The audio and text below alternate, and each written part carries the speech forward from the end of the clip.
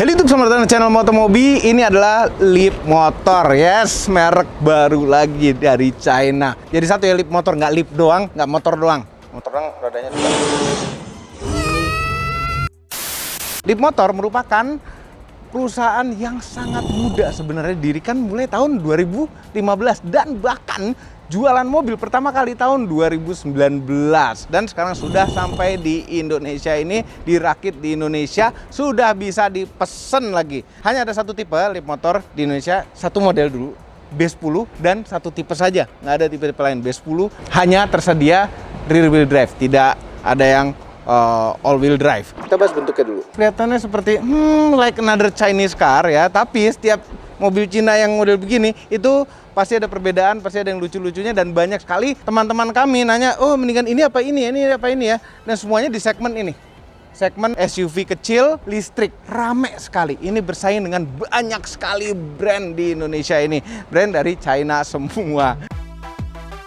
Anyway, ngelihat depannya cukup sleek. Ini coefficient of drag-nya adalah 0,265.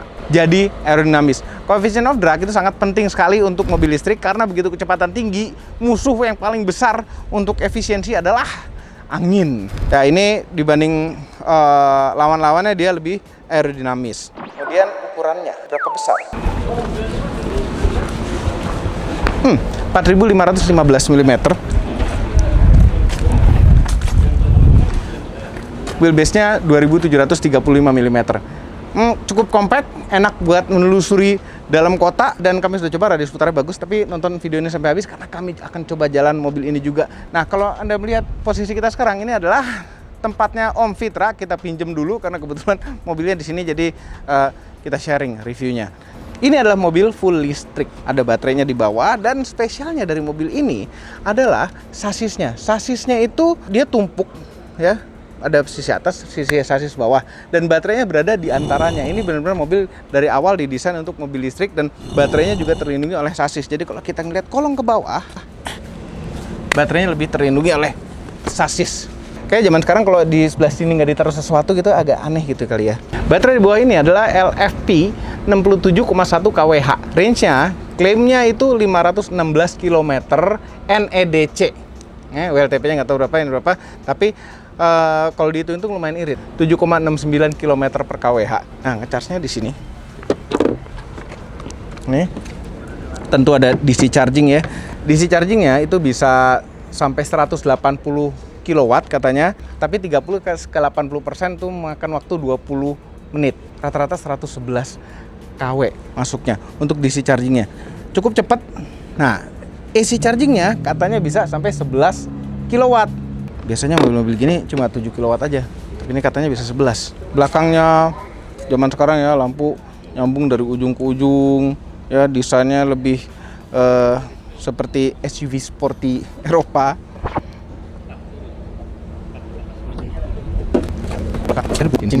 Oh ini ngumpet.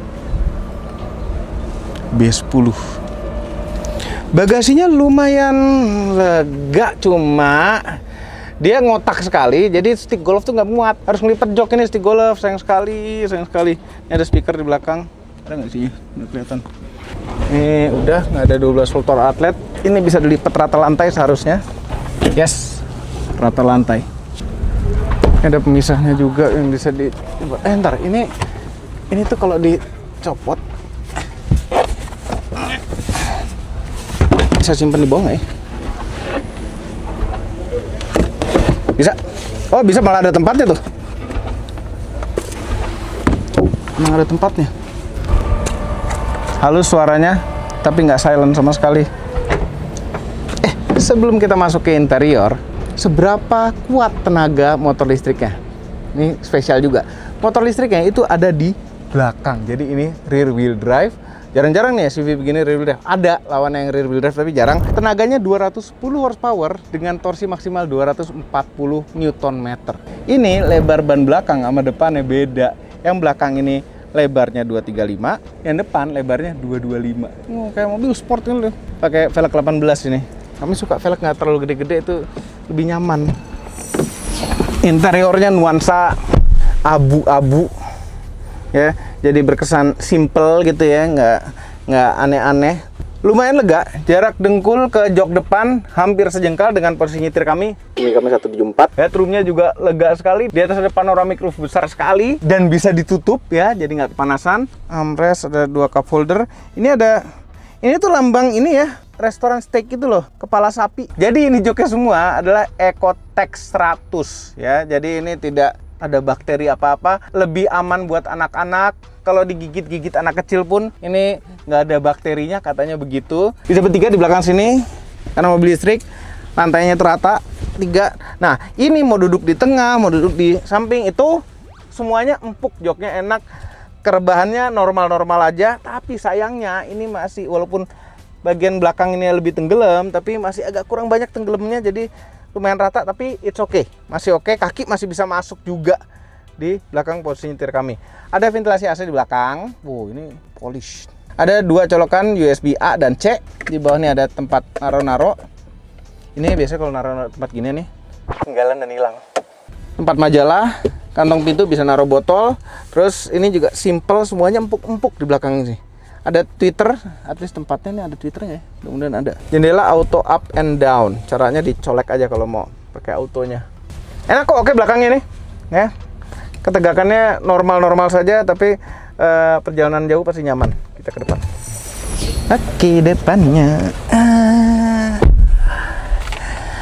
Dashboardnya simple, dia posisinya agak rendah, dashboardnya jadi enak, kita ada rasa commandingnya gitu. Nah, ada yang aneh di mobil ini, yaitu ini, Labubu. Labubu tuh apa sih? Monster ya dia ya? Monster. Kok monster dibonekain sih? Monster kan biasanya ditakuti. Lucu gitu, monster lucu ya. Jadi ada tempat khusus untuk Labubu. Tuh pakai car seat bayi lagi yang ini. Nah, ini tempat aksesoris sebenarnya. Kita bisa masukin aksesoris dari lip motor, termasuk meja untuk laptop. Jadi bisa untuk kerja di sini. Tuh. Ini apa? Bukan Labubu ini. Kapibara. Kapibara kan binatang doang. Itu. Gila, kapibaranya kecolok wortel dong. Ada layar tengah besar, ada instrumen cluster layar yang lebih kecil. Dan isinya juga mirip-mirip. Jadi ada keuntungannya kalau isinya mirip-mirip. Interface-nya tuh mirip-mirip. Untungnya adalah kita nggak perlu belajar banyak. Kita udah hafal. Pokoknya urusan shortcut di bawah sini, tengahnya tuh pasti AC. Ini pasti home. Nah sayangnya memang tipikal mobil Cina juga, bahwa tidak ada tombol-tombol fisik apa-apa. Walaupun mereka sudah mulai nih, beberapa yang baru-baru tuh udah mulai nongolin mobil tombol fisik lagi. Yang ini tidak sama sekali. Semuanya di layar, tombol-tombol satu-satunya cuma di steer, combination switch sama power window. That's it. Ini di home-nya tuh ada, kalau pintunya kebuka tuh ada. Ini juga kalau dibuka tuh. Kalau lampu remnya dipencet ada passwordnya. Kita bisa set password. Rahasia, susah passwordnya. Ada TPMS, ada kehematan ini. Tuh standar ya. Terus yang nggak sabar dilihat kalau gini ya, ntar ini ada kamera 360. Terus ada tombol lagi untuk dashcam. Ini ada dashcamnya, ada 4 kamera 360-nya itu berfungsikan jadi dashcam. Nyimpennya itu ada di SD card, ngumpet di somewhere di bawah sini. Kita juga bisa rekam manual nih karena nggak ada SD card, jadi you did not inserted. Nah, kita ke setting. Semuanya dari layar, termasuk nyalain lampu depan ada auto, reading light, automatic high beam, semua setting-setting. Ini juga dari layar nih. Buka tutupnya nih, heran. Banyak setting-settingan yang dari sini, termasuk driving mode tuh sport, comfort, standar, region braking bisa diatur, weak, medium, strong. Steering mode, comfort, standar, sport, ada 3 settingan. Ini buat ngatur spion. Terus ini nih paling menarik, one pedal mode. Jadi ini bisa true one pedal driving. Jarang mobil listrik yang sekarang dijual tuh pakai true one pedal driving. Dia bilangnya one pedal, tapi sebenarnya tidak sampai berhenti amat, sampai 10 km per jam aja. Kalau ini kita aktifkan jadi true one pedal driving. Nanti kita coba pas jalan.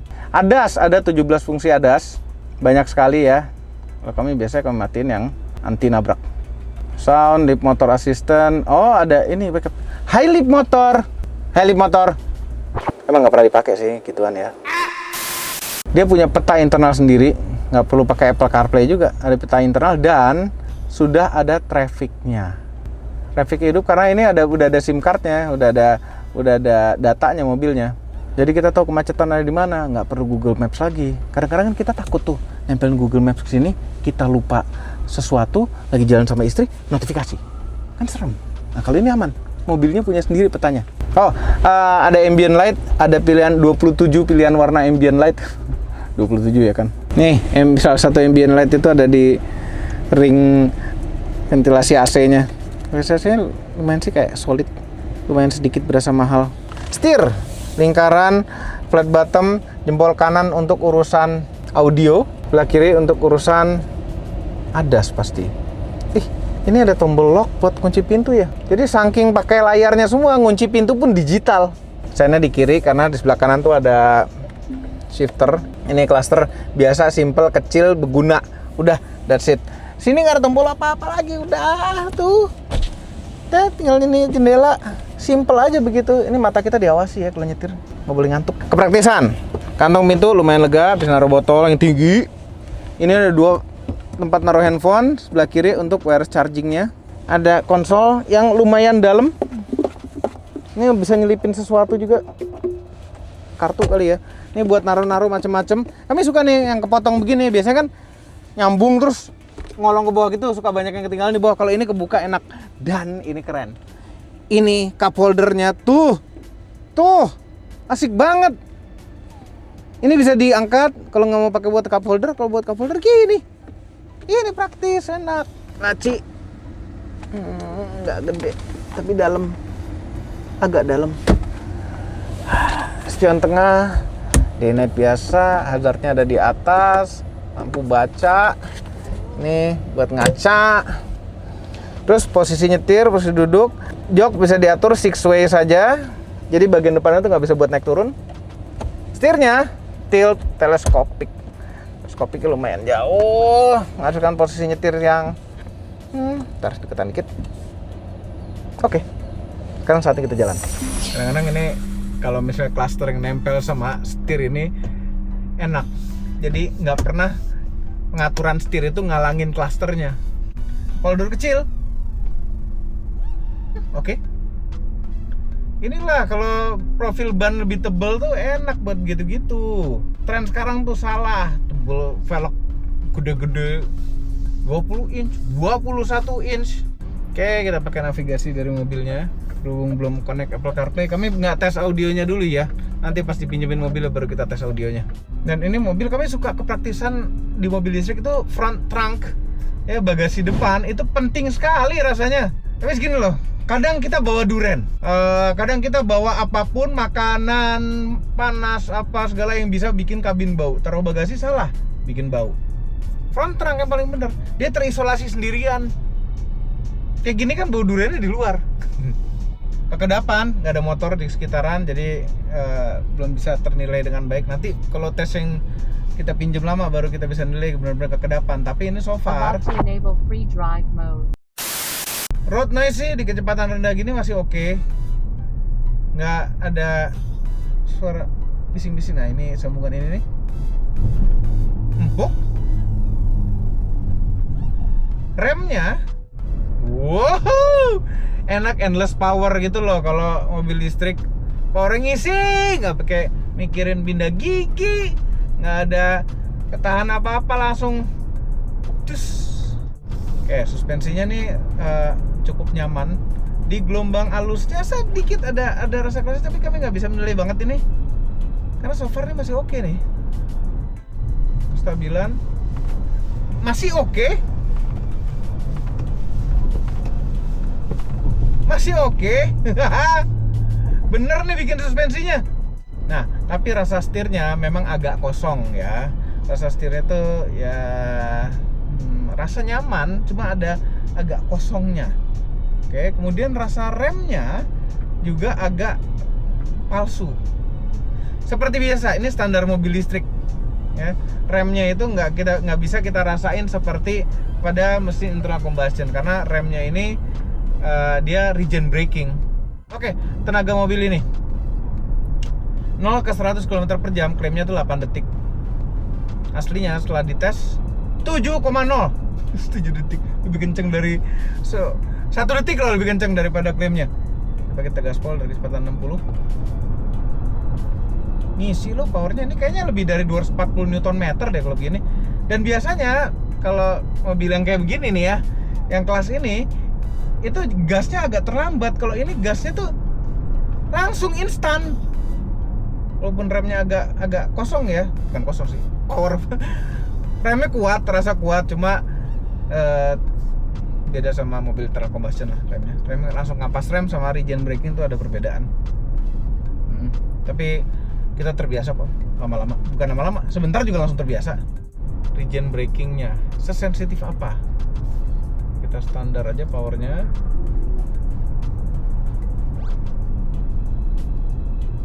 Halus. Kan ada gini, kadang-kadang mobil listrik yang masih teknologi yang masih belum terkini amat, itu ketika kita lepas gas, regen braking iya, cuma masuknya tuh terlalu kasar, stepnya tuh terlalu kasar. Kalau ini nih halus nih, makanya dia bisa one pedal driving. Kami sebenarnya nggak suka nih full semuanya pengaturan di layar ya. Tetap kami old school, lebih suka button, apa-apa button, hard button, dipencet terasa, kalau perlu bunyi, kalau perlu tuh bunyi mencetek gitu. Oke, one pedal driving kita cobakan. Dah, dilepas rem, nggak jalan, kita colek gas dikit, jalan, lepas lagi gasnya, ngerem. Ini fitur mobil listrik yang sangat bermanfaat dan untuk kami ya, tapi banyak orang yang nggak suka. Kalau kami lebih suka gini karena jarang kaki itu pindah dari pedal gas ke pedal rem, mengurangi kecapean, dan kita pun nyetirnya jadi lebih santai karena ngindarin benar-benar nginjek rem. Tapi kan kadang kalau kita lepas gas regennya kurang kuat sehingga kita mesti ngerem. Kita jadi lebih santai untuk biar nggak perlu pindahin kaki ke rem. Nah ini Rip Motor merupakan keluarga dari Stellantis. Stellantis tuh banyak brand-brand di bawah Stellantis, termasuk ada Alfa Romeo, ada banyak lah macem-macem. Sebentar deh. Oh ini one pedal driving agak kurang nyaman ini kalau di oke. Gitu di set one pedal driving terlalu sensitif pedal gasnya, sehingga kalau kita lepas dikit dia langsung masuk regen. Kalau diinjek gas dia ngegas. Balikinnya mesti di P dulu sih, sayang sekali. Ini agak kurang nyaman, kami agak belum terbiasa pedal gas one pedalnya ini. Jadi ngegas, ngerem, nggak ngerem sih, regen. Visibility enak ya, karena posisi nyetir kami jadi tinggi gara-gara setirnya. Visibility itu enak, kap mesin masih kelihatan walaupun turun ke bawah. Spion lega, spion tengah agak sempit pandangan kaca belakang, tapi kamera 360-nya lumayan membantu pada saat parkir dan radius putarnya bagus. Overall menurut kami pandangan pertama pada Leap Motor B10 adalah nice, not bad at all. Dia bisa one pedal driving walaupun pedal gasnya perlu pembiasaan. Kemudian suspensinya oke, tenaganya oke sekali. Walaupun secara horsepower 210 tuh kayaknya nggak kenceng-kenceng amat untuk mobil zaman sekarang, tapi bisa 7 detik. Berarti kenceng. Dan rear wheel drive penting. Jadi overall ini mobil oke. Tergantung harganya ya. Harganya belum resmi keluar nih. Kita nggak tahu harganya berapa. Mudah-mudahan affordable, mudah-mudahan harganya bisa bersaing dengan lawan-lawannya yang sejenis yang banyak rame ini. Ya karena ini mobil asik, one pedal driving, rear wheel drive. Tapi ya ada satu minus rear wheel drive one pedal driving. Gripnya nggak sebagus depan pada saat pengereman.